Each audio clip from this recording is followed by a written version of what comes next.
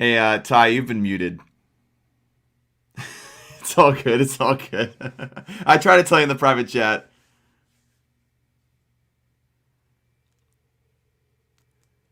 I think your microphone might be unplugged or something must have happened to your mic because you're still muted, man. I can't hear you.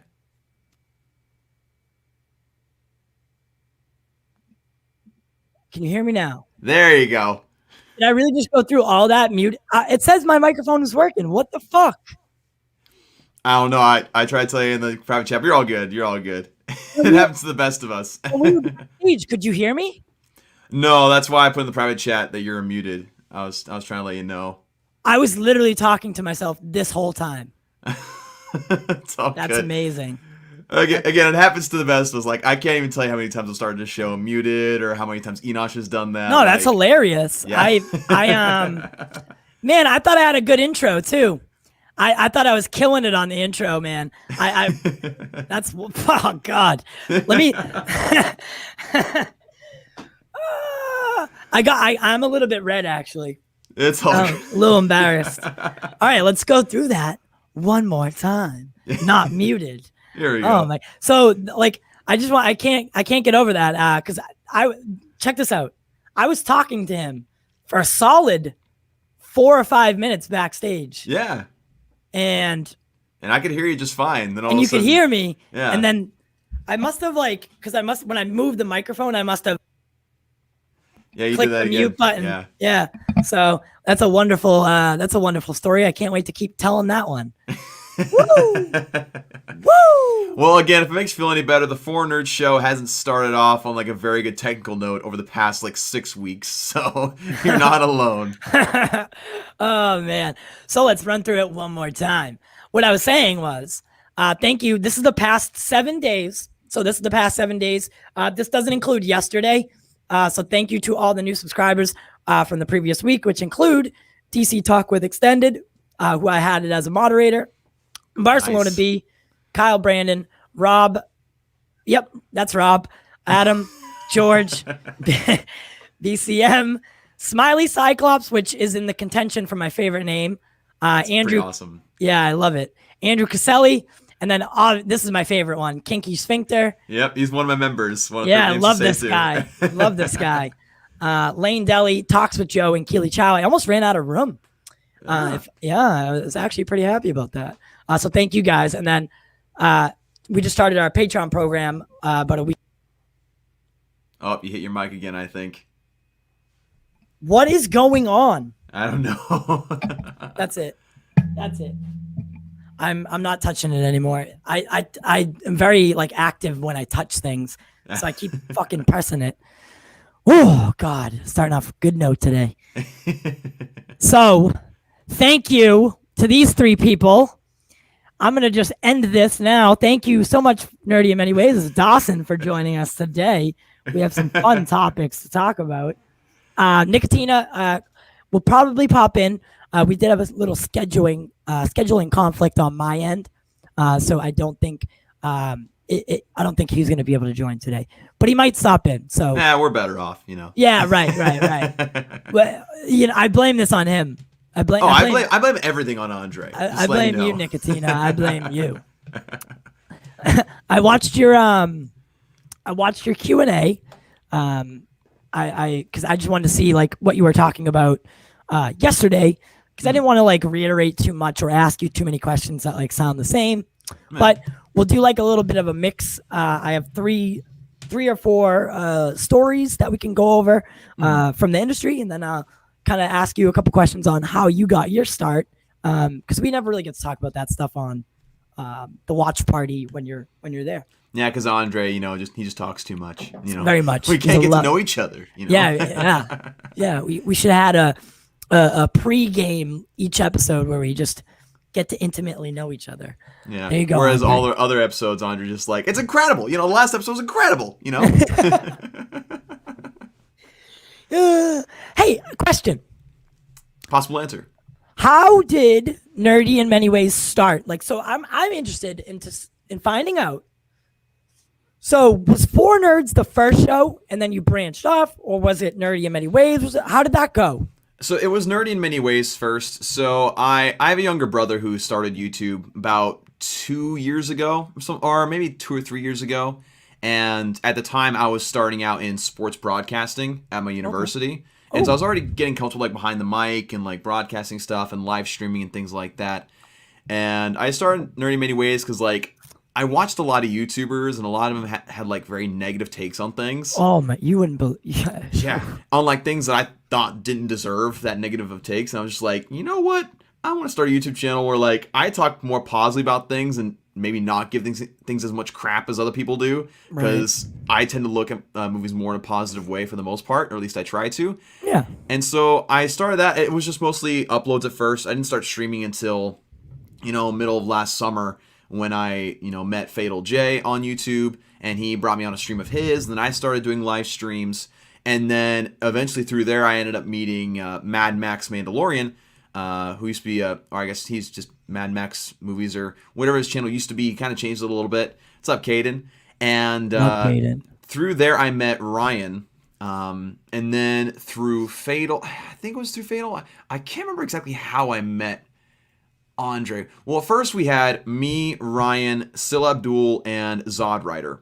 Okay. And then, due to just like a lot of scheduling conflicts and stuff like that, Sil Abdul ended up going and doing his own thing, which he's doing a great job with.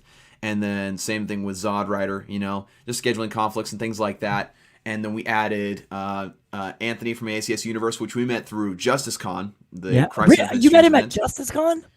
Well, we met. So Wow. Andre was in charge of like scheduling Okay. the Crisis on Infinite Streams like coverage event of Justice Okay. Con, and Anthony was put on the first panel of the day, and that's how we first kind of caught wind of him.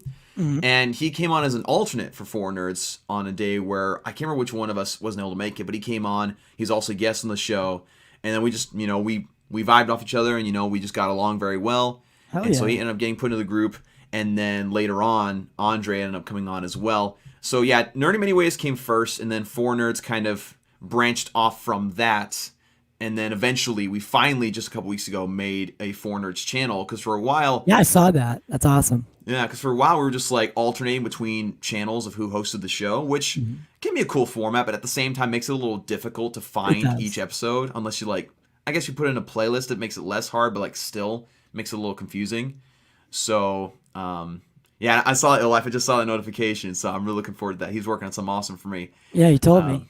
But yeah, that's kind of how it all started in a sense. It's awesome though. Yeah. I mean, it's nice. Like and like if you think about this is a really weird fact, right? Mhm. Us at the Pop Culture Corner has only been around for 5-6 months, so we are really new. Like we're Yeah. really, really like adolescent in this whole thing, and some days are better than others, here and there. Like last night was really fun. Like seeing War Stew and like commenting. I know it's for Yeah. Lightcast rather than us, but like it's nice. And like you've come a long way, because I mean, where you at now? 14 something? 14 Yeah, about point. 14.5, I think. Yeah, and I've heard other people in the watch party say it wasn't like overnight, but like in a way it was overnight where it changed, where it really like spiked. So I don't really know. I'm basing it off that, but Yeah. So essentially, like me kind of getting to my stature or status, so called, was kind of like a lot of people, it was kind of an accident. Not really an accident, but like it was a lot of luck, right? Because like when I first started off, I was doing mostly like movie reviews and doing like video synopsis and stuff. And I decided to do a couple of movie explain videos, because I had seen a lot of other channels do it, and I wanted to try my hand at a couple of movies that didn't get an explain video yet. And so I did about 4 of those, and I'm working on a 5th one currently right now. And those 4 just took off, Right. Actually, I'm working on my 7th one. There's 2 other ones that are kind of still gaining traction, but those 4 ones really took off and just skyrocketed. Like I'm getting like 3,000 subscribers in like a week or something. Like it Really? was crazy. And I was just looking at my phone like, how is this happening? You know what aggravates me with YouTube is like sometimes, like for instance, we had just from last night's episode, like 12 came in, which is, it's a low number, but it didn't notify me. It doesn't notify me anymore, and it aggravates me. And like some days, you know what I mean? You have to go into the like analytics and like actually find the subscriber name. And, like I liked it at the beginning when it would notify me every single time. But at 3,000 a week, like if that came in overnight, then you're like, oh. At that point, I was glad that I didn't get those notifications anymore. Like, it is a bittersweet thing. Like, because like you, I did enjoy the whole notification thing. Like, oh, this person subscribed today. That's really cool. Rewarding. Yeah, it is. It shows you like you're growing. But then, like after a while, it's almost like a rite of passage. Like you no longer get notifications for that. Like YouTube's like, oh, you have a certain amount of subscribers. Like you don't need to get notified every single time you get one. Like you're gonna get more. It's like, oh, thank you, YouTube, for flattering me. Yeah, once we cross like the 1,000 mark, that's when it stopped. It like won't notify me anymore. Yeah.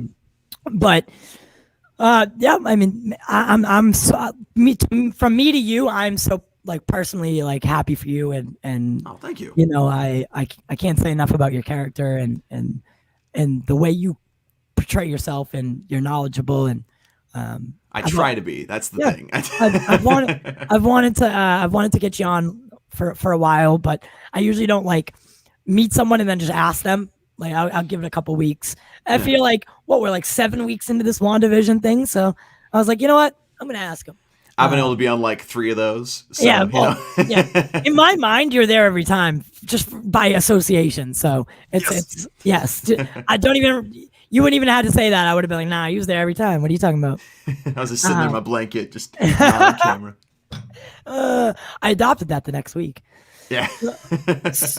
So our first story of the day. I don't know if you saw this. Well, I don't know if you really care. Actually, is the real thing. But so Marvel shut down some rumor of Jennifer Lawrence being Sue Storm. So at least they've come out as of now on the record saying, no, this is not true. This is not what's happening. What would you have thought of Jennifer Lawrence as Sue Storm? Would you be able to see it? I mean, I would have been okay. Like, I actually made a video about these rumors yesterday. And like automatically, just due to the sources that were reporting it, I was like, yeah, I'm really doubting the plausibility of this, but for a multitude of reasons. One, like I don't really see Jennifer Lawrence going back into a superhero movie that fast, really, my own personal opinion. I mean, I think she would have done well. She's a good actress, she does a great job. Yeah. But I've met her actually. Really? Yeah, she's on the set of Don't Look Up for Netflix. Oh, okay. And nice. I went there and covered it. I ended up getting invited. Like, so I was hanging out with like a news lady, and she like took me in like a little bit. There was like 2 barriers that you could go up one barrier, right, with the news like press badge. Yeah. And she took like, I helped her carry some stuff in, and they just didn't like ask for me. And she was like, oh, just follow me, help me carry this. And then I was in front of all the fans. Like the fans were here. Then there was a barrier. Then there was the press people, and the press people is where the actors walked in. I'm short, bro. She's tiny. She doesn't look anything like she is. Like she is so. I expect her to be kind of tall and voluptuous. I think the word would be, but she's really skinny and really short, and it threw me off. Yeah, and I would have thought she was like a taller and like. Yeah. Like, she's obviously an attractive woman, but, like, I figured she'd be, like, a taller person. Like, I figured she'd, like, come close to my height, which I'm, like, 6'4". Yeah. So, like, I guess that'd be over-exaggerating a little bit, but that is interesting what the camera does. It's crazy. And, like, she had red hair she has red hair for Don't Look Up, the Netflix movie. And she's co-starring with Leonardo DiCaprio. So Leo came out, right? And Leo is exactly what I thought, right? Specimen. An absolute specimen. And honestly, I was like, wow, Leo's beautiful. Like, he is actually a beautiful man. And then she came out and I was just like, honestly, like, if she was walking, and this is like in no disrespect to her, right? 'Cause she's a good looking woman. However, if we were walking in Boston, like center of Boston, right? Or Times Square, and she passed me, I wouldn't even double take. Like, I wouldn't know to double take.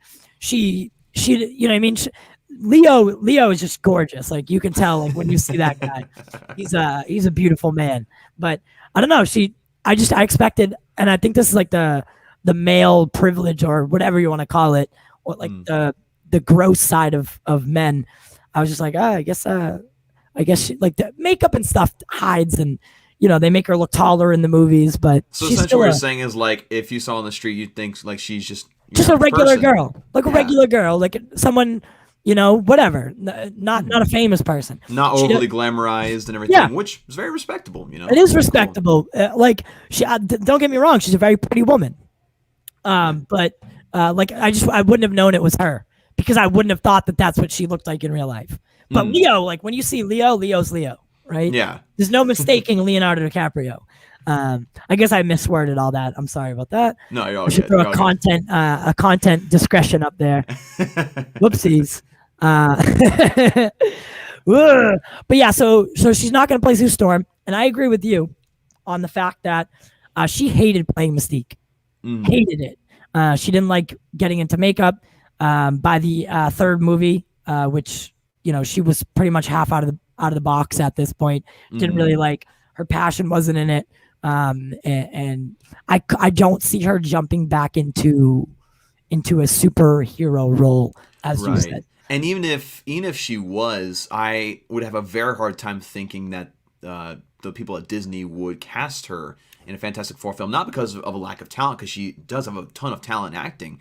But the thing was, and I pointed this out in my video, was that obviously the MCU is trying to establish this multiverse thing, right? And they've hinted at the idea of bringing some X-Men characters over, like, for example, Evan Peters' Quicksilver in WandaVision. Now, whether or not that's actually the same character or not, that's still yet to be seen, but that's still a theory out there. And if she were to be cast as Susan Storm, that'd kind of throw a monkey wrench into things where, like, all of a sudden you are bringing these other characters in, and all of a sudden you have this Susan Storm looks just like the Mystique in these other films, and you just kind of have to ignore that. It would just create a lot of like fan complications as far as interpreting what's going on.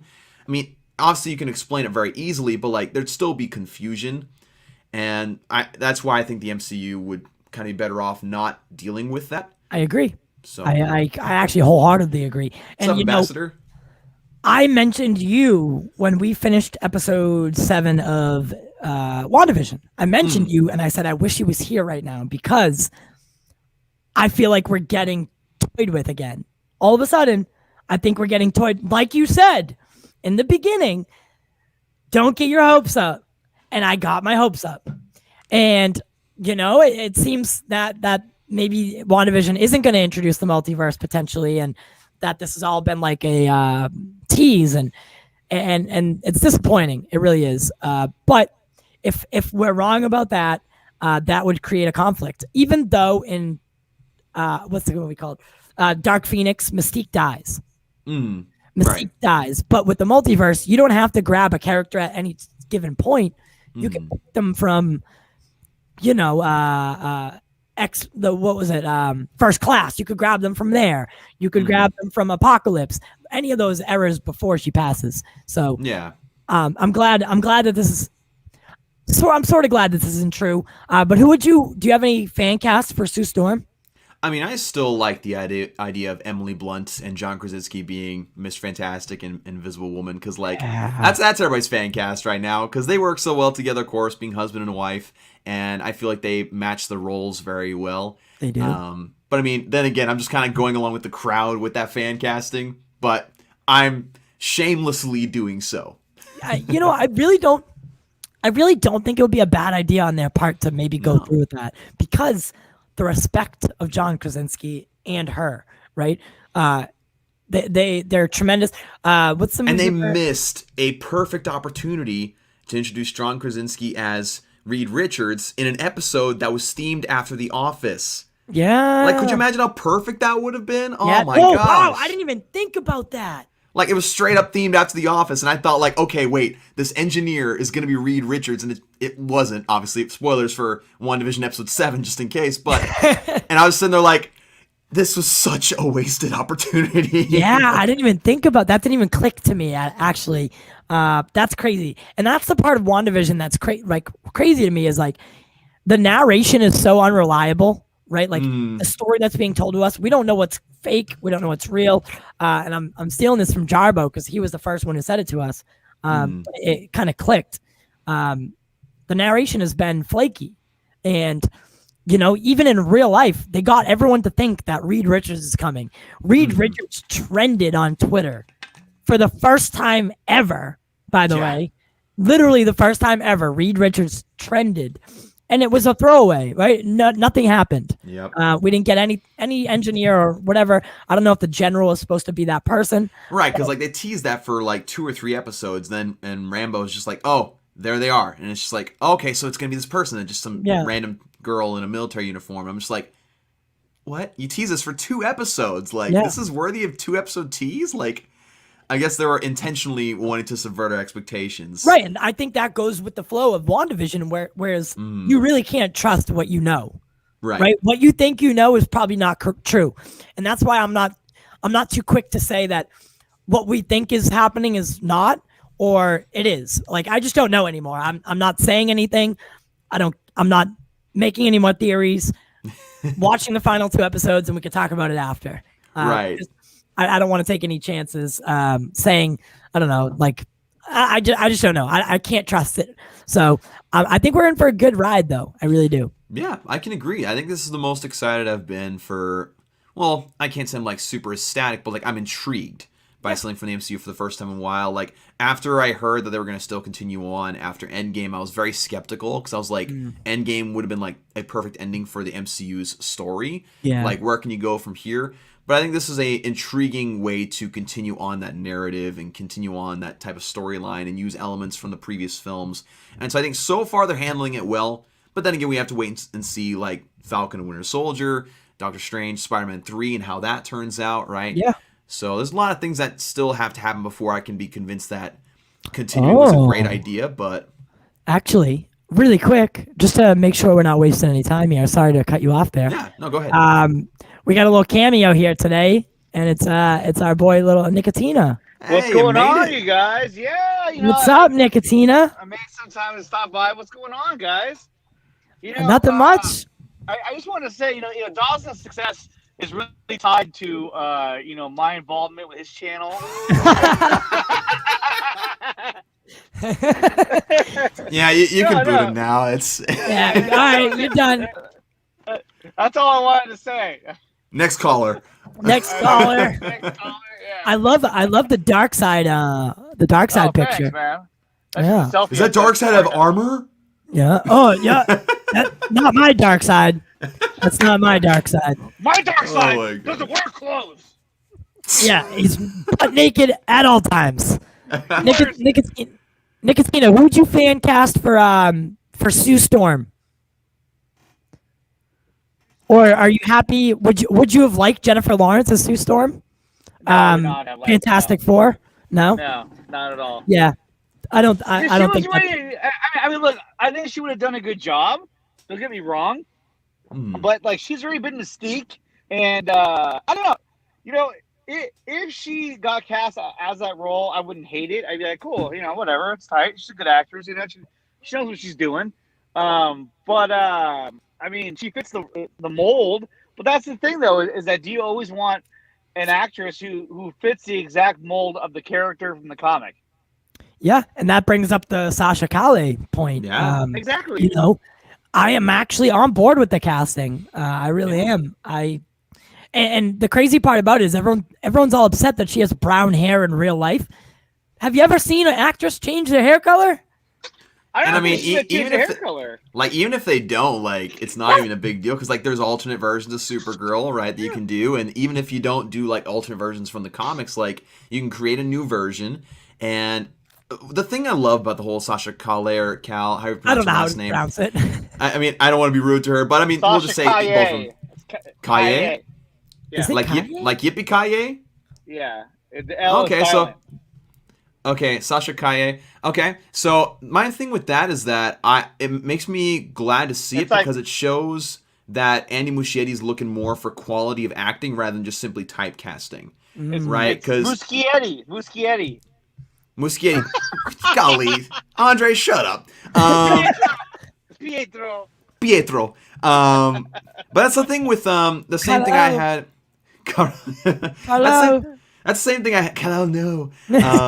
But it's the same thing I had with Colin Farrell for the Batman. I was very happy they cast him because they were looking for the quality of acting. They're just like, you know what? If we need to change up some things, we can do it with makeup. And they did. And it looks fantastic. And now we know we have a quality actor while still having someone who looks like the Penguin. Because the Penguin's more important, I think, to get more accurate looking to a certain extent. Yeah. You know, because he has a distinct vibe Very to his much. character. The way he looks is actually tied to what his name is and why he is. It's very much tied to it, the whole archetype. So yeah, I agree with you. Yeah, whereas Supergirl, like, you can be a little bit more creative with that. You just need a girl, right, who's super. You know, that's basically what you need. Yeah, exactly. I mean, she is related to. Okay, here's the other thing too about that casting, and I talked about this in my video. I think you guys did as well. Was that Muschietti held up that costume, and the suit was the same logo and style as Henry Cavill's. Yeah. Right, So, and they played like the older music, but also with the newer. Of course they did. Of course they did. To appeal to both sides, Which you know? is exactly what I was going to say. They definitely like hit the mark with appealing to everyone. So do you guys think, and this is a rumor that's been going on around for a while about Flash movie, do you think that they're going to try to rewrite the canon of the DCEU? Or are they just going to say, this is Henry Cavill's cousin? Like this is directly tied to Henry Cavill's Superman, like, or is there something else going on that we're not seeing yet? So what I think is going on here, because you have to go back to Lycast's interview with Deborah Snyder, who was talking about how Walter Hamada and Toby Emmerich are, quote, doing their own thing at Warner Brothers. And so it looks like they're going to try to branch off, do their own thing, and like the rest of us believe, like the Snyderverse will live on HBO Max and continue on there. So split off and diverge at that point, because again, the whole multiverse concept. So like what I think they'll try to do is they'll try to do a little bit of both. I think they'll try to have connection to Henry Cavill's Superman, but also kind of have their own sort of continuity that kind of switches things up a bit to make it their own to what they want to do. So that way they don't overly piss off Snyder fans, but at the same time that they don't like overly piss off like anti-Snyders, you know? They're going to try to find that middle ground because they want to make money. They want to make money from both sides, and they see how big Snyder fandom is now. So like if you just straight up disregard them, you're going to lose a crap ton of money. That's what I'm saying. Like it seems, and the Snyder base, the Snyder fandom base has proven itself to be large enough where, like, if you lose all these people, right? If you disrespect Snyder's universe in any way, you're gonna have a lot. Like people are already calling to boycott Flash movie at the beginning of this whole thing, right? So like you don't want that to happen. So I'm very interested to see where this goes and how. Because I asked Lightcast yesterday, do you think that this could work? Right? Could this actually realistically work? HBO Max having the Snyderverse and then the films having something different. Like, is this something that we could do together and have it make sense to general audiences and, fans alike? And it's going to be an interesting question that's posed in the future is where this whole thing goes. I'm very interested. And I think we'll get the answer to that question within a couple of days of the Snyder Cut being released. Because if the Snyder Cut gets released and has the successful releasing and successful view count that we think it's going to have, they're going to want to announce the desire to film the second and third one relatively quickly. Kind of like we saw different trades report that Wonder Woman 3 was going to be happening just after a couple of days after Wonder Woman 84 came out, despite some of the controversy around the quality of that film. And again, the Snyder Cut is going to have much more viewership than Wonder Woman 84. Let's just put it plainly and simple out there. So if that's the case, like, what do you expect within a week? I'd say we'd have the clear-cut answers to how this is going to move forward with the Snyderverse and HBO Max and everything else on the other side. Yeah, I wanted to play this because so I wanted to play the Sasha Calle Sasha Calle casting video because I thought it was truly touching how it happened, and it means a lot to us, at least here. Seeing another actress or actor or whoever from this area making it big. So special shout out to Sasha for making it big, because for most people, as of right now, like, say what you want about the Snyderverse or Snyder Cut, the Snyder fans, just in general. This going from soap operas to being Supergirl is going to change her life. Oh yeah. Right? She is going to be a household name all of a sudden. Right? So this is why she reacts the way she does. And I cut most of it out, but we have the first like minute or so. So we'll check that out now.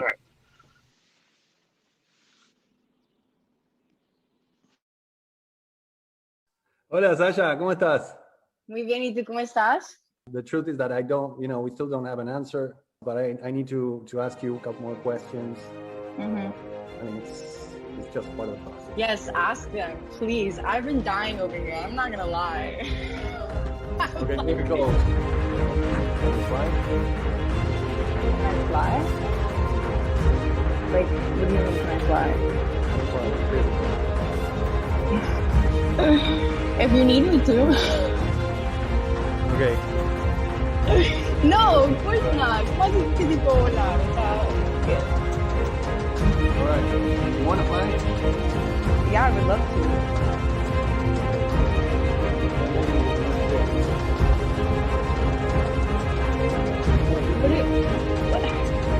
You're super good.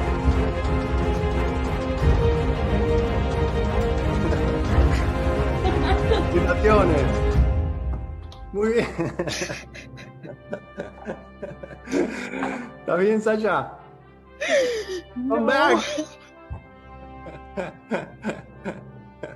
Felicitaciones. Congratulations, Sasha. You made it. You made it. Thank you, guys. This is like... Okay. Thank you. No, thank you. We're all thrilled about it. We're super happy. And Little me would be like, no way. Oh, That's so awesome. I'm glad he did it the way he did. Awesome video. Yeah, Yeah, definitely. I you point out a good thing, Ty. I love that he did it in that way as well, because, and I'm a part of the Snyder Cut fandom, but at the same time, like, the Snyder Cut fandom is also very paranoid. You know what I mean? Like, whenever some good news comes out, or some big news comes out from Warner Brothers projects, at a similar time where something Snyder Cut related comes out, there's instant paranoia. Like, a lot of times, like with the Ray Fisher stuff, like, there's obviously reason to believe that, and I believe those are hit pieces for Ray Fisher, totally. But this situation, the way that Muschietti did it by releasing a video talking about it, I feel like was the best way they could, because if it was just in an article in like Variety or something, people would have like bashed it. People would have been like, no, it's just like crap press trying to overshadow the fact that Zack Snyder's Justice is going worldwide. And him releasing it in a video like that just shows to me like, no, it was just simply a coincidental thing, because like Hollywood news happens all the time, like every single day. So like it being the same day, to me, was just purely coincidental, and it was just a great reaction, a great way to do it. Yeah, Nickatina, what did you? Are you happy that she's Supergirl? Do you like the casting or? I like the casting a lot, and I thought it was a cool choice to go with a girl who's Hispanic. And I don't think they should color her hair. I think they should keep her hair her natural color.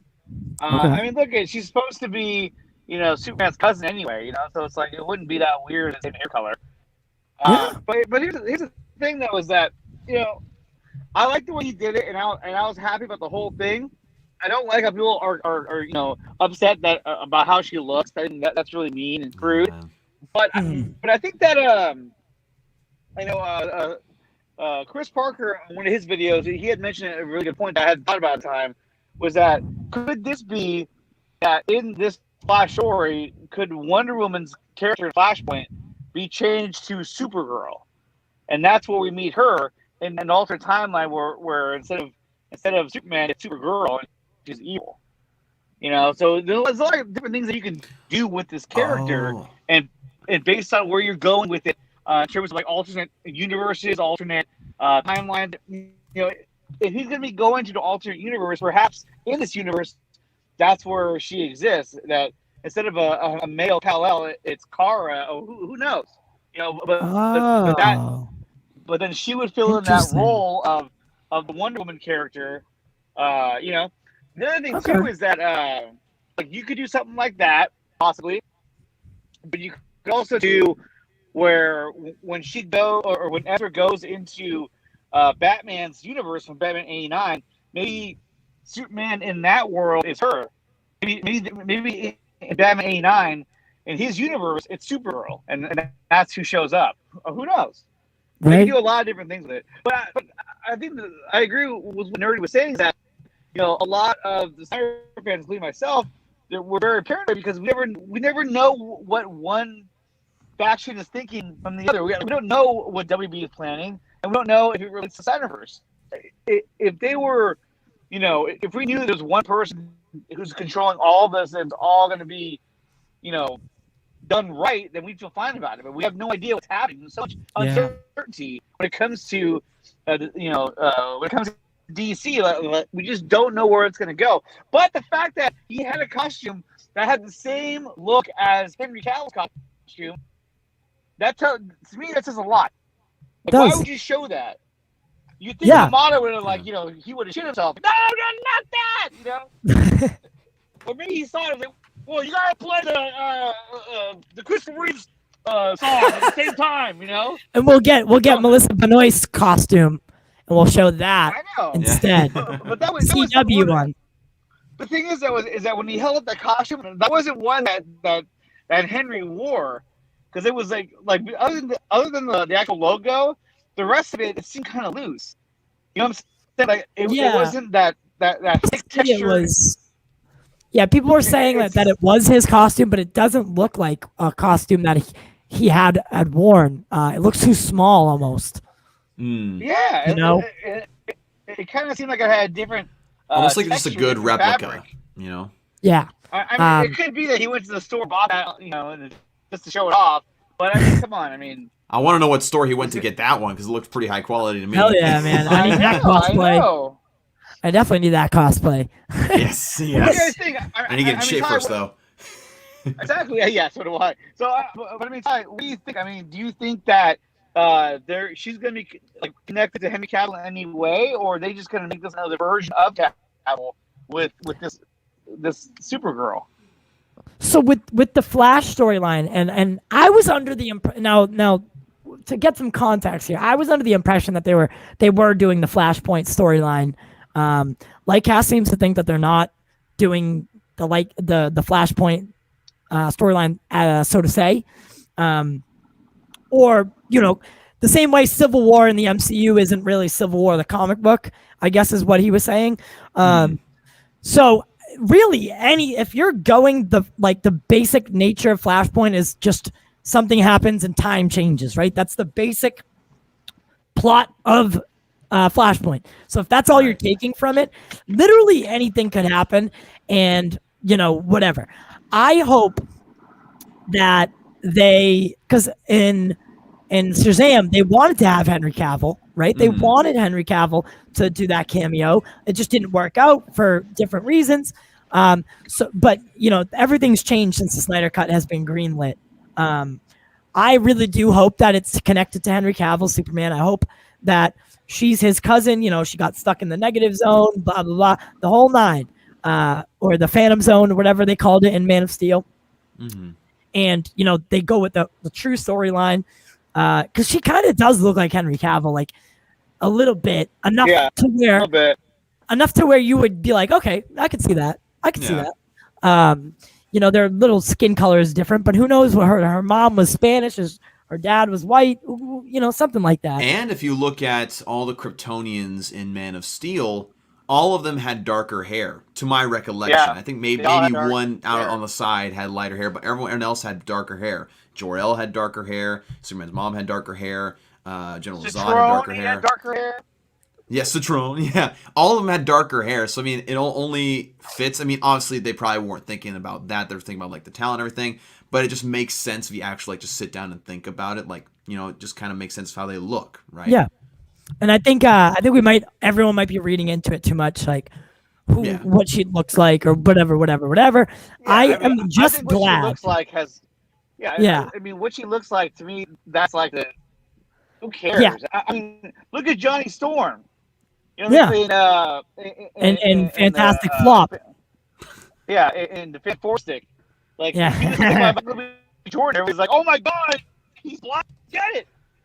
Yeah, exactly. And if you look at it, right, let's head over to the CW Arrowverse, right? You take Tyler Hoechlin, whatever his goddamn last name. I think it's pronounced Hecklin. I think Oakland. Yeah. Oh, no, Oakland, yeah, Hecklin. Hecklin. I'm heckling, you know.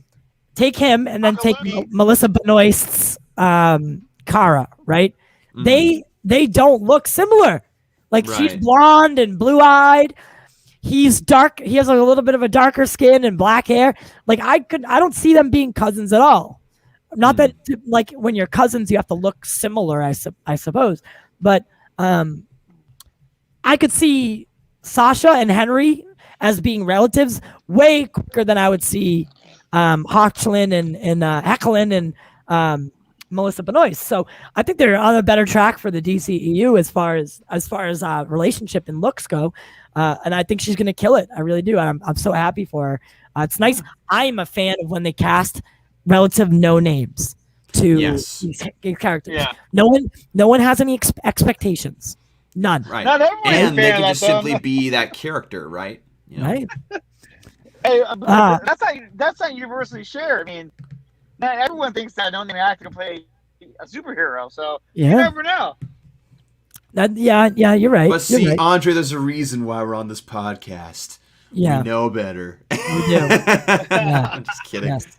No, but I mean, just think about if, you know, and look, the Flash movie, I think is going to be really cool, and I'm really excited for it. I think that this is going to be the first movie where you're going to see a connection to Snyderverse and also to what WB wants to do. Because I think at this point now you have to somewhat like pay homage to the Snyder cut because his character is coming from that movie. Yeah. You know, so you know, and I've always kind of predicted what, you know, obviously I don't know shit, but what I'm saying is that, like, you know, I think it'd be really cool if the movie starts out from like the nightmare sequence, and then that's when he takes off on the cosmic treadmill, and he ends up in an alternate universe, and then it kind of goes from there. Imagine they just played it. Yeah, imagine they just played well together. Like imagine that, right? Imagine the two companies like, hey, let's work together on this and like make a coherent, cohesive story and extended universe. How about that? Let's not be bitter towards each other. Imagine that, right? I know, That'd be exactly, great. exactly. But I mean, and that's the we thing. know Ben Affleck's going to be in this movie.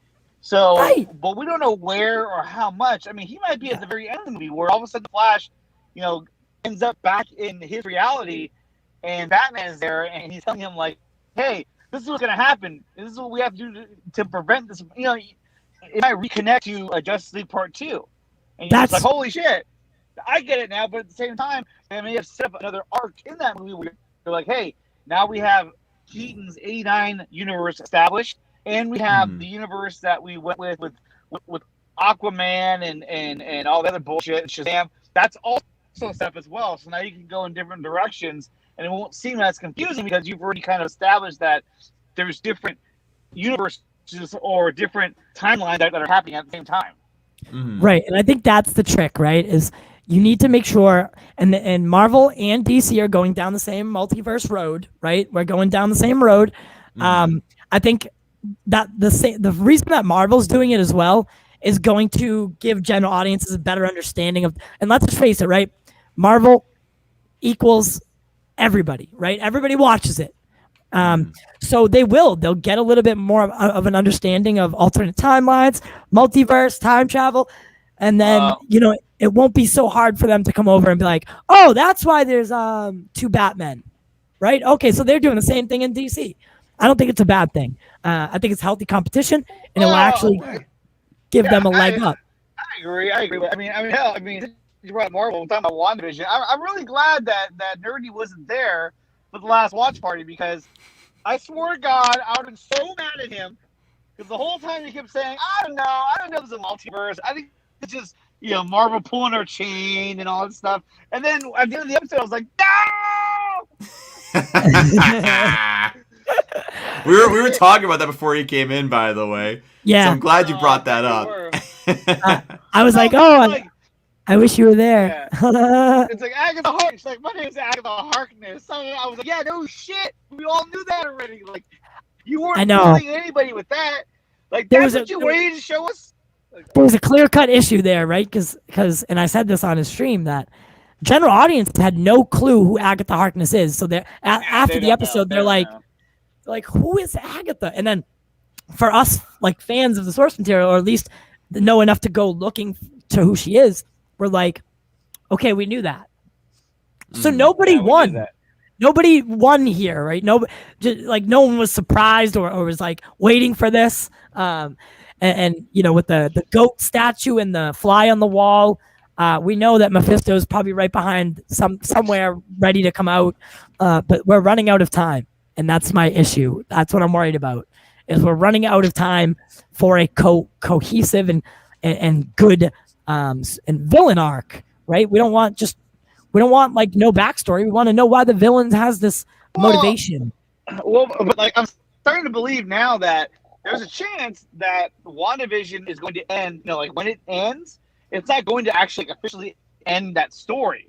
It's just going to basically move right into the next story that connects to it, which would be, I don't know what, Spider-Man or Doctor Strange. Or Falcon Winter Soldier, I think will be happening at the same time that this is happening.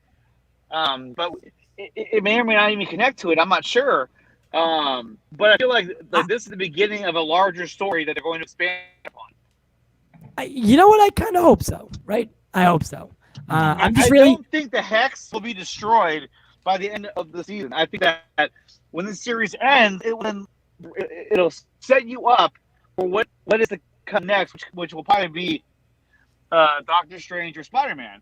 And you're like, oh, okay, I get what they're doing now. They're setting everything up for a larger picture. Kind of like it's almost like the movie, right? The MCU. It's like a subdivision of the MCU, like, but it's all the Disney Plus series like end up tying together somehow. I wouldn't be opposed to that either. I mean, the MCU is already kind of a TV show anyway, where it's like, you know, oh, tune into this next one. Oh, and watch this other one in order to understand this one. Like, yeah, it already is kind of like that as it is. So yeah, don't watch Avengers. You have to watch these 24 movies first.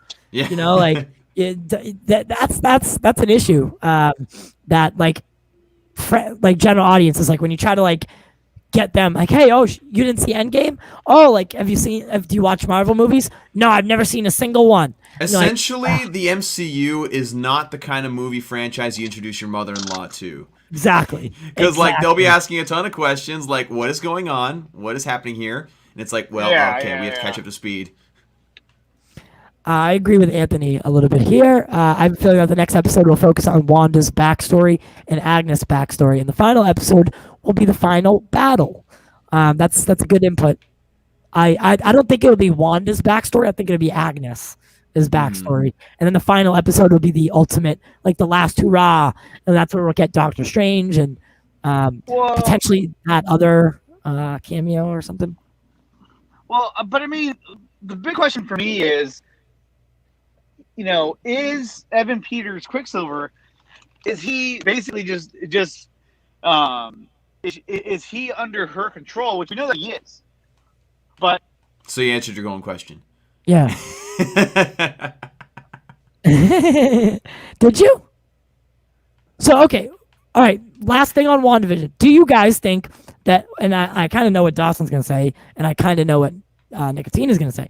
Do you think that that's Fox's Quicksilver, or is this just a throwaway nod or farewell, just fan service? Is it fan service, or is it actually like a link to the multiverse? What are your actual thoughts? We'll start with Nickatina. I think you might have hit some internet problems. Okay, we'll start with Dawson. All right. So, I mean, I've been kind of torn. I'm kind of leaning towards the idea of him just being some guy that Agatha utilized. Yeah, there he goes. That Agatha utilized to try to get into Wanda's mind and to make her vulnerable emotionally. I feel like that's a very MCU thing to do at this point. Okay. So I'm very open to being wrong. In fact, I'd like to be wrong. However, I do see the MCU pulling this to where it's just like, oh yeah, he's just some guy. Yeah, sadly, honestly, and I swear to God, the minute that stupid Agatha song started playing. I put my head down and I was like, I wish Dawson was here. Yeah. I wish Dawson was here so he could just laugh at all of us for even No, initializing. I wouldn't have been mean like that. Not at first. Hello. There he is. Hi. So my mobile computer or better known as an iPhone, tripped out. That's But all What I right. was saying was that she's obviously controlling him, but it's to the degree where like he doesn't know what he's even doing. Like, has he been pulled from another universe or whatever, from the Fox universe, and she's controlling him, or is he just somebody else? Well, okay, so that was the question I asked you. I don't think you heard me. Is what are your thoughts? So I would like your actual thought on like, and is that just fan service from Marvel, right? Like, hey, look at this. This is like a little nod to the Fox Quicksilver, or do you think this is actually a tie to the multiverse? And like, with the information that we have now, what are your thoughts? I don't know. I at this point, because it shows that she was controlling him, right? Mm-hmm. And that's why he was acting so funny. But I feel like she has an ulterior motive within this whole plan. Because I mean, obviously, I think what's happening is that she's acting on behalf of Mephisto. But I think she also has her own ulterior motive to what she wants out of this, which is why when she was controlling Quicksilver, that she had him asking all kinds of crazy questions because she's trying to make her aware of something without giving away too much. And so, she's already gained her trust. Whenever Wanda sees Agnes, she's like, "Oh, Agnes is here! Oh, thank gosh! Here, take my kids, watch them for a little while." You know what I mean? So she obviously trusts her, and that's what she wanted. So I think she has an ulterior motive in this whole plan. But I think that at the end of the day, I think that Mephisto is the one who's behind all of this, and he wants the boys because he wants to use their ability, and that way he can manifest himself into our reality and not be stuck basically in hell. He wants to be out here and just like tear some shit up. But my thing is that Evan Peters, when I first saw the show, I thought that he was somebody else. I was like, oh, he's somebody else who looks like him. But then after I thought about it, you didn't. Wait, like when you first saw that he was cast, or when you first saw him enter the show? No, when I first saw him in the end credit scene in the last episode, I thought he was basically a bad guy pretending to look like him. So I was like, what? But now that I think about it, I think that it may actually be Quicksilver from, let's say, the Fox universe, but she has him under her control. So he's going to do whatever she wants him to do. Huh. And he's unconscious of the fact that he's actually doing it. Very interesting. So, and that's that one scene, that one little shot of her kind of controlling him gives me a little hope. It gives me the smallest bit of hope. My thing though is that, like, see, she is of course magical. She's a witch, right? And she's strong too. She's very strong. The thing is though is that I don't see why it'd be smart of her to go through all the work to go to another universe, get another version of Quicksilver, bring him to the Hex, whereas she could just simply manifest a physical representation of Pietro in the world just as easy, or even easier. So, like, that's why I'm kind of doubting the whole, like, her reaching and getting some other version from the multiverse, because, like, she's manipulated Wanda this whole time as it is. So it's not like Wanda already doubts, like, this is her brother. So, like, it's not like she'd be able to fool him or fool her any less, right? Right. So I feel like it'd just be a lot of work just to try to fool Wanda with somebody that she's not even fooled by. You know what I mean? Interesting. That's a good take, actually. I'm glad you said that, because I always think about how much work something would take, and if I wouldn't put that amount of work, I'd be like, yeah, no. No. It's too hard. Is that, like, we know who he is, but she doesn't. So it's like, why would she even bother to do that unless, that's why I still don't know where it's going at the end of the day, there's so many questions still to ask. Like, man, and another thing we have to keep in mind is that, remember earlier on in the show, they were talking about Wanda, and they said, like, oh, she has no, like, other alias, no superhero name, right? Yeah. Which is interesting. So she's not called Scarlet Witch yet. Right. Which makes you wonder what is going to give her that title. Obviously, that title has something to do with Agatha, because, of course, in the comics and different stories, she is a witch, and in some stories, she is one of the original witches from the Salem Witch Trials. Yeah.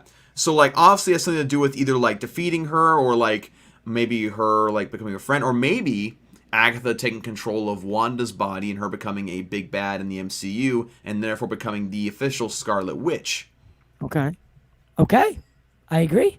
That'd be cool, actually, because I'd mentioned that like, you know, when they had mentioned that whole, like, oh, she doesn't have another alias, I was like, well, clearly by the end of this or whatever storyline they're doing, like, whether it be after Doctor Strange or after the show ends, because at the time I thought maybe this series would wrap up this story, but maybe not. She will get the title Scarlet Witch, and potentially that town of Westview that doesn't exist might turn into New Salem, which is where Vision and Wanda lived, and they defended it from Nicholas Scratch, blah, blah, blah. Agatha Harkness is part of that story. For a second, I thought you were going to say Nicolas Cage. I was like, yes, defend it from Nicolas Cage at all costs. For Nicolas Cage. Yes. Man. And there's another thing, too, is the bunny is Scratchy, which, like, when she says Scratchy, I'm always like, it's like, why the name similarity? Like, you know what I mean? I can't help but think, like, there's something there, but potentially nope, not at all, right? There's nothing there, but it's a unique name to you. Like, it's a unique, Nicholas Scratch is a unique name, and to use Scratch, what's the bunny's name? Is it Scratchy? Something like that. Sir Scratchy or something like that. I believe so. It's very uncanny, right? Like, it just makes me think. But I'm interested. This whole thing, this WandaVision series, has left me with so many questions. Right? Far more than the answers. Like, way more on the answer. Like, I'm just. It's doing a good job, I suppose. But when Jarbo explained it the way he did, I'm not saying that Jarbo's like a god, right? And I worship him, whatever he says. But he did explain. Don't ever say that about Matt. Yeah, I'm that's saying the last thing Jarbo needs. If Jarbo hears that, he's gonna try to jump on here. He doesn't even need a link. He'll just appear. Yeah, he'll just appear. He'll just manifest. When he said that this show is doing what it's doing in the show into our world, right? It's making you confused. Yeah. It's changing like, you think one thing, it goes the other. Like, it's making people think Reed Richards is coming, blah, blah. They're trending on Twitter, blah, blah, blah. Here we go. Everyone thinks this is about to happen. Nope, we take a right turn and go a different way. So the what we think is very unreliable, and the narration is very unreliable. And I think, honestly, I had my issues after episode 7. I was very upset. But when I look at the grand scheme of things, what does a good show do? It gets everyone talking. And exactly. If nothing else, WandaVision has done a good job of getting people talking. Yeah. Oh, definitely. So it's I definitely think so. Guys, I got to run. I just want to stop in and say what's up, because you guys kick ass. And you guys, if you haven't done so yet, subscribe to Pop Culture Corner.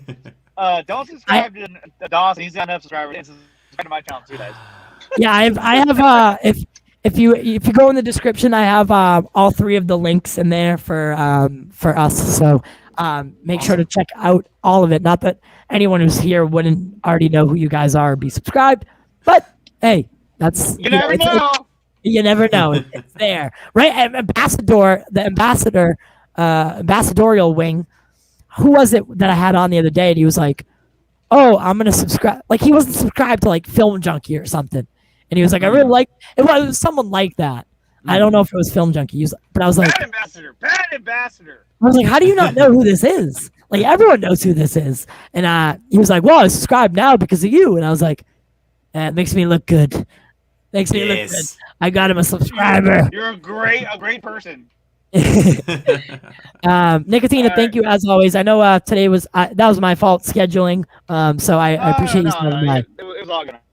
All right, I'll see you guys later. All See you, right, man. we'll see you soon. We do have one topic left, which is my favorite one, right? Because anything that this man does is my favorite. But so there's a little movie called Army of the Dead. Woo! Woo! And it's gonna zombie crawl onto Netflix on May. Dude, the 2021's turning out to be the Snyder year. Holy crap! Talk about it, like I love the it. Snyder Renaissance, and it's fantastic. Yep. And I'm super excited about this movie. I am super excited. I'm not a huge like zombie invasion guy, but Zack, like, he's just too good of a director to leave us hanging like with shitty visuals or like a lackluster story. Like, there's gonna be the zombies are really just like the world that is being built, right? The story that he tells is gonna be so amazing and so beautiful. That, you know, the zombie thing is it's more or less like, right, they're probably not even the villains, right? The zombies are just there, and that's like what makes the world intriguing. And I'm really, and this one looks like it's going to be more of a colorful, fun ride compared to maybe what Dawn of the Dead was, which Dawn of the Dead is still amazing, but this one seems like it's going to be more of like action-packed, fun. Of course, it's going to be very intense, but I'm just very excited. It looks like it's going to be Zack Snyder unhinged and having fun. Yeah, right? Which is so cool. Yeah. I mean, that's what every fan of Zack Snyder wants. That's what every fan of cinema should want. Yeah. You know? I mean, you got to remember that. So Zack had said that he had a meeting with Netflix about something else. He pitched them this idea for Army of the Dead, and they said, go make this movie now. And like they wanted it like a month later. They were like, "Yeah, well, come on." Well, they were trying to get this made pretty quick. Zack was like, "No," you know, he kind of came back at them and was like, "No, like that's not how I make movies, man." Yeah. They wanted this. They were all in, and they pretty much just gave Zack keys and said, "Make it." Right? Like, go make your movie. So I truly do. I think I agree with Dawson here completely. This is going to be Zack Snyder just being Zack Snyder. No Warner Brothers over his shoulder. No executives in the briefing rooms. Like, this is just purely, and it was written and directed by Zack. So I'm so excited. Yeah. And it looks like we're going to be getting a trailer this Thursday. Is it a trailer or a teaser? Okay. So the picture. Let me see here. I'm jumping over to Twitter now. Because I'm remembering teaser, but then again, I might be wrong on that one. Let's bring up Twitter. Oh, it says teaser on Thursday. Is it a teaser? Yeah, it says Survivors Take All, Army of the Dead on Netflix, May 21. Teaser this Thursday. Oh, it does say teaser.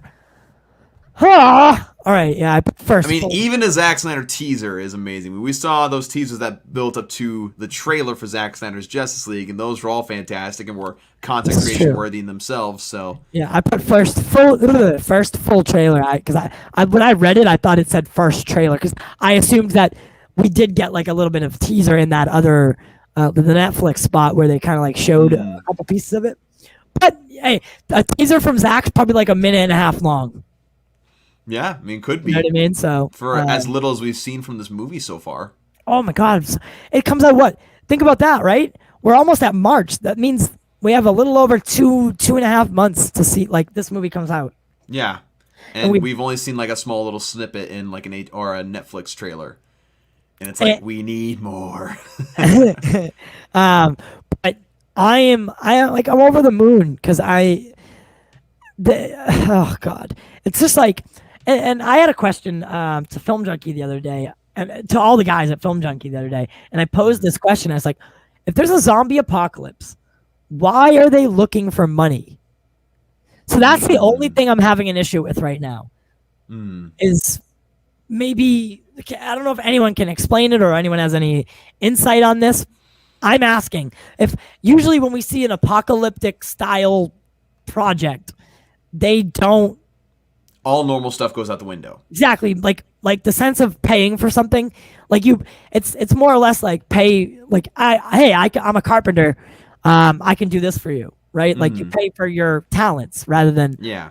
with your talents rather than for. And I'm interested. Maybe that's not what they're going for. I don't know. But What it could be is if, for example, like we saw in Dawn of the Dead that there was a widespread zombie horde and zombie virus going on, and it was everywhere, right? It was absolutely everywhere, airborne and all that jazz. So maybe what this potentially is maybe like a couple of years, and of course, obviously a couple of years at least in the future of Dawn of the Dead, where maybe they've kind of gotten it more under control, where it's more like localized now. Yeah. Maybe the zombie horde is like the strongest in Vegas, and the rest of the world's kind of started to get back to normal to a certain extent. Okay. Hence the need maybe for money, and maybe this army cartel or this little ragtag team of military personnel is hired to get a certain amount of money out of some vault or something along those lines, or maybe this could simply be like taking place at the same time as the first movie, and it's just a bunch of people trying to survive in Las Vegas. And I mean, who knows at this point? It's one of those things where like, yeah, we'll have to see a tease, we'll have to see a trailer to kind of make sense of things that are happening. But I think it's really cool that like this Army of the Dead project has now sparked a prequel and an anime series. Like, and this is all like to do world building and to kind of expand. And like Zack's all of a sudden gonna have his own like zombie universe on Netflix. And like, and Ill Life says Zack said it's isolated to Vegas. Okay, that makes sense. So the world is going on again outside the walls.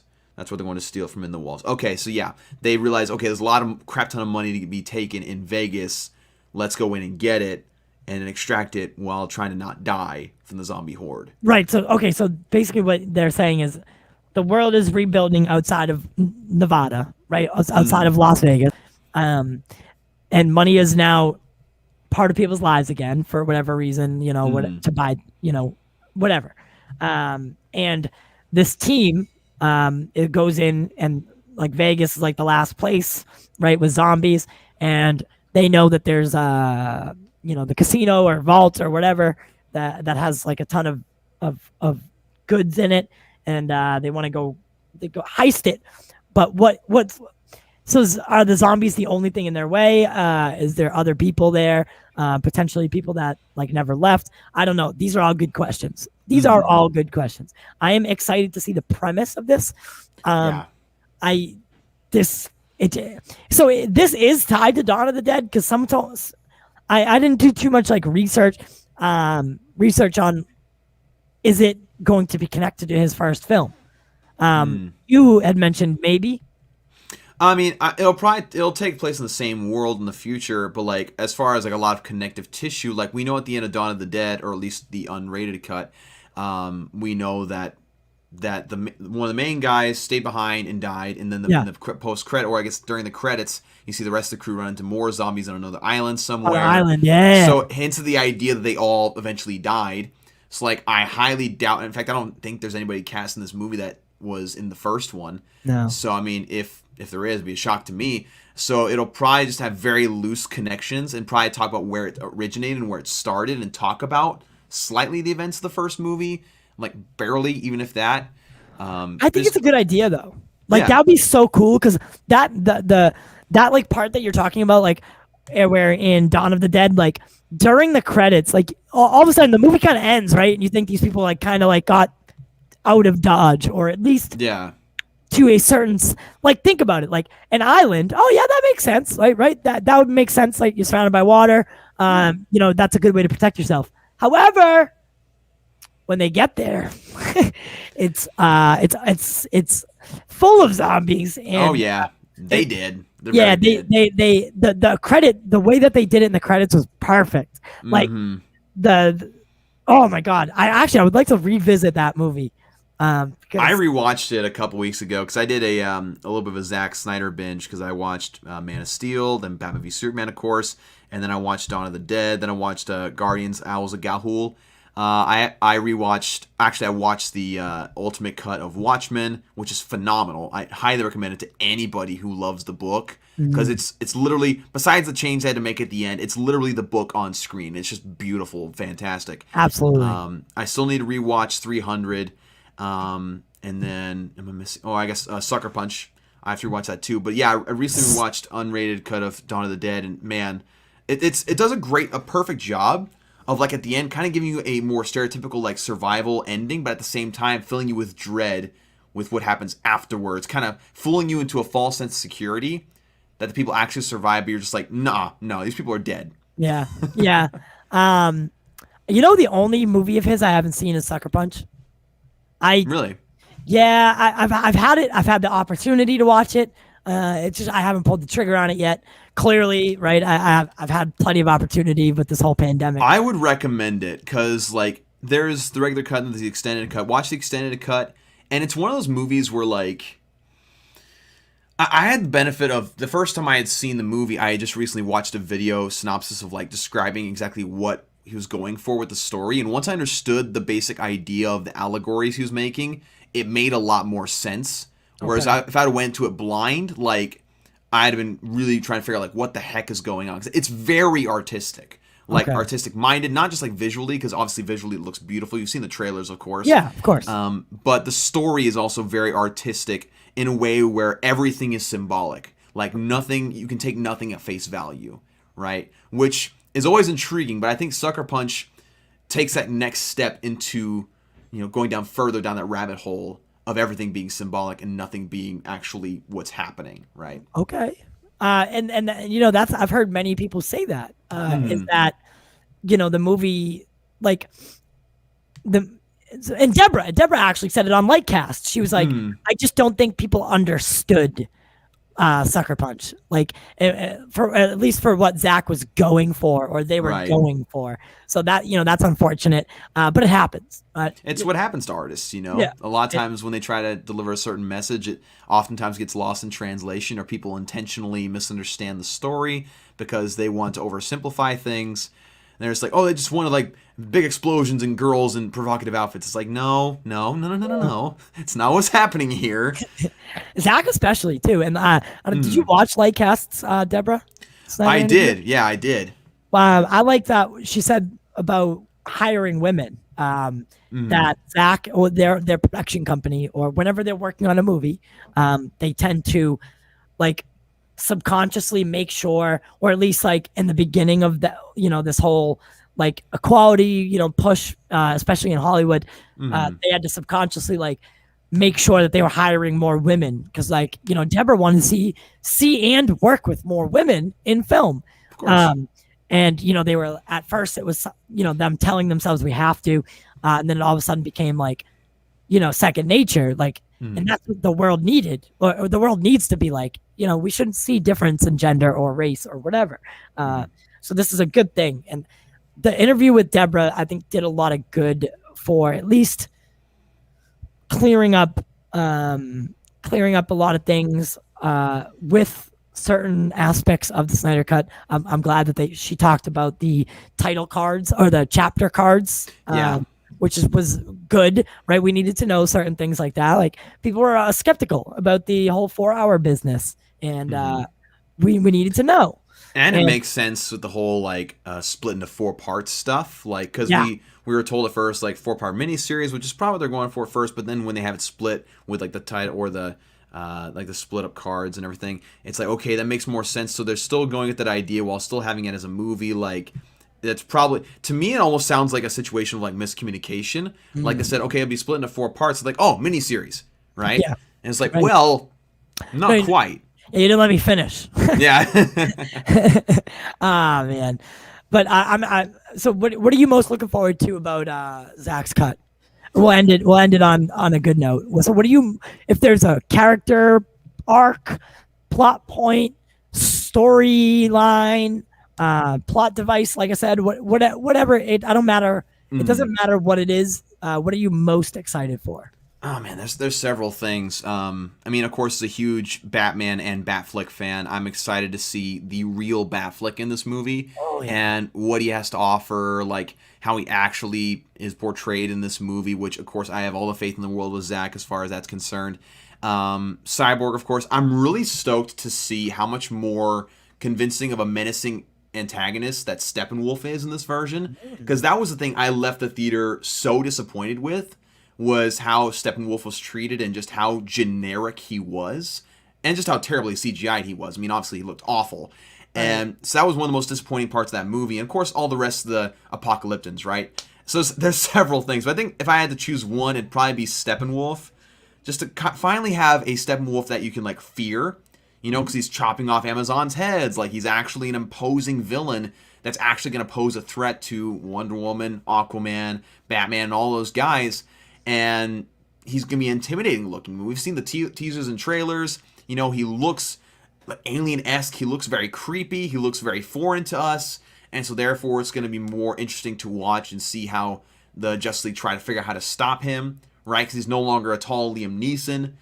So, I mean, that's probably the main thing I'm looking forward to the most, along with, like, literally everything else in this movie. And I think the funnest thing that's going to be with me with this movie is seeing all the limited amount of shots that Joss Whedon repurposed and see where they were intentionally supposed to be at first. Yeah, right. And we got a little glimpse of that from Zack's trailer. Yeah, exactly. The scene with Superman with the laser vision and the Wonder Woman with the sword part. Those were so weirdly, like, it was weird to see, like, where they were supposed to be versus where they ended up. Right. It seems like they just did too much. Like, they tried to do too much weird thing, like too many weird things with repurposing and, like, well, they wanted to make sure that, like, they convinced people that it was still Zack's movie, like, with keeping some things that are from the trailer and also keep some things that maybe could be rationalized as Zack shots, like the slow motion with the Wonder Woman sword and the Flash running. Like, Zack's very well known for slow motion. Very well known for that. Very much. So they probably saw that they're like, hey, we can use this to convince people that it's still his version, right, and not get backlash from his fans, right? We can just utilize that, repurpose it for our own things, and just simply say, like, oh, that's Zack for you. Yeah. And similar thing to how they kept the shell from the cannon on the Batmobile, like, landing on the ground in slow motion, very 300 or Sucker Punch. That was like one of the shots that I was like, all right, that must, that's clearly Zack. Like, at least to a certain extent, right? It'll look different and colored and everything, but, like, they kept stuff in there to try to fool people. Because, again, I always say and use the Lex Luthor line, the biggest lie in America is the opening credits of Justice League where it says a Zack Snyder film. Yeah. It's like, and the opening credits style, yeah, right? Like, the whole with that song playing, like, the song I didn't actually mind, right? I thought that was actually kind of good, but, like, it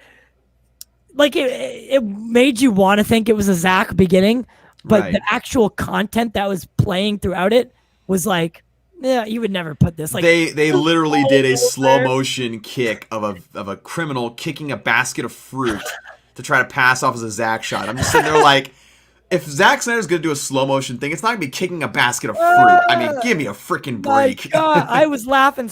Like, finally, like, I had seen the movie like 3 times, right? Because I was like, the third attempt, I was like, all right, I need to know. Like, I was like, something is wrong with this movie. I need to know. And I went in, I literally brought a notebook in with me and was like writing shots down. I was like, I need to, like, obviously, we didn't have it on digital release or anything like that yet. So I'm like in the theater writing notes about certain shots, and I was just like, I came to the conclusion afterwards. I was like, this is not, like, something was amiss. Something happened behind the scenes, and then we started getting all the words about what really happened. And unfortunately, dark origins or dark things lead us to something better or a silver lining. A lot of good has come from the Snyder Cut movement, raising money for AFSP and all that stuff. But there's not a moment in anyone's mind that wouldn't give Zack his daughter back and take this all the way. Right. That's the struggle with like how it went down is yeah, it's done a lot of good, but it's also taken his his daughter. It's a double-edged sword. Yeah, exactly. And that's kind of how life is. You gotta take the good with the bad, and that's, again, it is a weird thing to say. Like, like you said, it's absolutely true. How a lot of good has come from the Snyder Cut, but like, there's also the cost of that. Yeah. And it's always just sad to think about what the Snyders had to go through, not just with like critics and their film being destroyed, but again, the loss of a daughter. I mean, you can never replace, or you can never really console the feeling of losing a loved one like that, especially a daughter. Yeah. No. I'm a firm believer in a parent should never bury their child in any capacity. So it just sucks. And but we can't change the past, and I am glad that so much good's come out of it. I always try to remind everyone that this is the victory lap here, and we should all be like holding hands, singing hallelujah together, and not focusing on people like Jody's Corner or anyone in the Twitterverse, negatively making remarks like that should get them banned from social media. Honestly, but it's crazy. But we'll end it on a good note. We are in fact getting the Snyder Cut. If nothing else, we got the Snyder Cut, and we hope you'll watch it, and we hope that you'll like it. And I'm super excited for it myself. Play it on repeat in your offices, on your phone, literally, wherever you can. Like, just... I have 5 TVs in the house. They're each getting it like 3 times a day. So that's putting in the work right there. That's putting in the work. I have 3 TVs just in this room. So, it's they're all going to be playing Zack Snyder's Justice League on repeat. And you got that the money, don't you? No.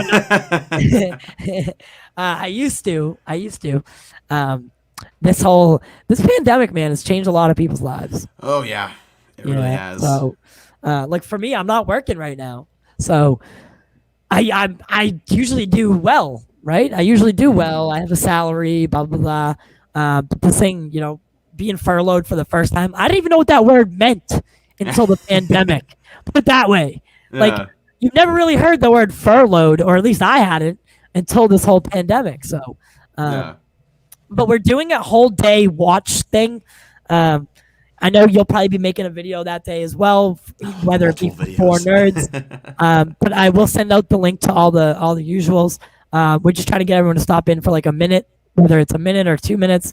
You don't have to stay long, but we'll send it over, and we hope you can stop by. Yeah, absolutely. We want to do like like say hello to everybody and get everyone in on it. So, thank you so much for joining me today, Dawson. Dude, absolutely. My pleasure, man. It was a great conversation. And you could do the plug session here.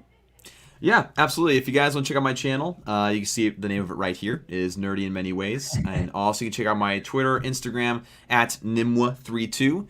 And also check me out on Vero at Dawson Weidrich. That's Wiedrich. We are working on a couple different videos right now. Tomorrow we have a stream talking about kind of DC fandom hypocrisy, if you will. Talk about my story of joining like the Snyder Cut movement and why I became a nerd in general. It's going to be a very fun podcast episode, and I'm really looking forward to. And also, we're working on the next episode of the What If series. What if Supergirl was in the DCEU?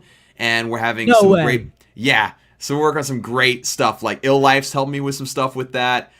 We got some other people helping me with visuals and such. It's going to be a very, very fun video, and I cannot wait for you guys to see it. And we're also making another Ending Explained video in regards to The Grey, starring Liam Neeson. So a lot of cool things coming up for the channel.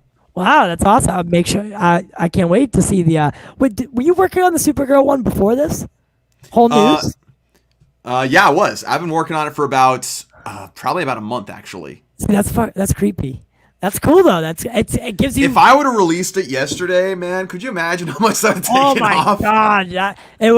What a missed opportunity. Yeah, no one could know. It's so sad. But yeah, man, check out Dawson. He's truly truly one of my favorite streamers in the industry. And yeah, we have like a short list of people that we we know we can trust and that we, you know how it is. I You make a finally list. made a list, Mom. Yeah. Guys. So yeah, we just launched the Patreon. I always say Patreon because it's through Patreon, but we call it the Patreon Corner. We have a couple people there, or a few people, I should say. We just launched it like a week ago. If you would like to join that, the link is in the description. Another shout out to everyone that subscribed this past week. I'm not going to go through every name again, but we do appreciate you. You are truly the lifeblood of the Pop Culture Corner. All of our social links are in the description, and we are raising money for my mother's breast cancer. That's also in the description. Trying to get her a couple dollars to help with certain things that she needs, medical bills. They don't pay themselves. So, and also for February, we are brought to you by Bonk's Bar in Philadelphia. If you're ever in the area and you want some wings, seafood, beer, wine, head over and check out Bonk's Bar. It's a beautiful establishment. Got a young crowd over there too. This picture, I like this guy with the mustache right in front. He's my favorite in the picture. Yes. I wish I knew this guy because, and then our producer Jack hosts trivia there each Thursday night. So, truly, if you're ever in that area, check out Bonk's Bar. It's a cool little spot. And now I want some wings. Gosh dang it! Me too, man. Me too. With that being said, this week has been a fun week. It's been a good week. Next week, we start off strong with Wednesday, Film Junkie on Quick Dip. And then next Saturday on the podcast, we'll be doing it live again. We have a Warner Brothers employee joining us, and we'll get to kind of, interrogate him a little bit. It's not Walter Hamada.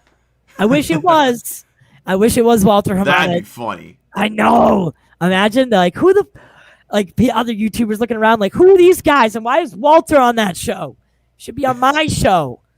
I feel like that's how everyone acts. Right, at least in my mind, that's how everyone acts. But yeah, it's not Walter, and it's not Jim Lee, it's not Joss Whedon, thank God, or it's not Jeff Johns. So stop asking me. It's someone lesser known. But we just wanted the whole point of this whole month was to get YouTubers, writers, podcasters, and journalists. So that's the theme we went with, and it just so happened to line up with everything else. So yeah, he works for Warner Brothers, but it's not like that. It's not like we got Walter to come on so we could yell at him and yell and blame him for everything. I'm really looking forward to it though. This week's gonna be really fun, and we'll be wrapping up the February month-long guest spot. And then guess what? We're in March. Ooh, we're gonna be in March. Yes. Oh, the countdown has begun. Indeed. The countdown has begun. So tune in. We'll see ya next week.